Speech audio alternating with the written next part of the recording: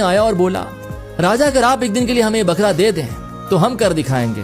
تو لوگ ہنس پڑے اور بولے, اس کے پاس تو خود کھانے کے لیے پیسے نہیں ہیں, یہ بکرے کو کیا کھلائے گا, یہ تو بکرا ہی لے کر بھاگ جائے گا. خیر راجا نے اسے اجازت دے دی اور وہ بکرا لے گیا. اگلے دن وہ بکرا راجا کے پاس لایا تو راجا بولا, مجھے تو کہیں سے نہیں لگ رہا کہ تو نے اسے کچھ کھلایا بھی ہے, تو پاگل ہے کیا؟ تو غریب بولا, آپ ٹیسٹ لے کر دیکھیں. راجا ہنس پڑا. تو غریب پھر بولا, آپ ٹیسٹ لے کر دیکھیں. خیر راجا نے ہنستے ہنستے بکرے کے آگے گھاس کی تو حیران رہ گیا. بکرے نے تو منہ ہی موڑ لیا.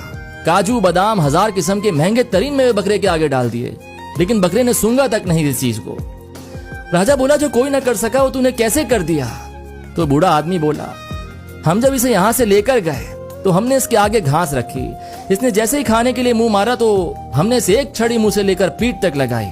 پھر تھوڑی دیر بعد کچھ آگے کیا اور پھر ایک چھڑی منہ سے لے کر پیٹ تک, اور ایسا ہم نے اس کے ساتھ پورا دن کیا. اس کو ایسے حساب میں لے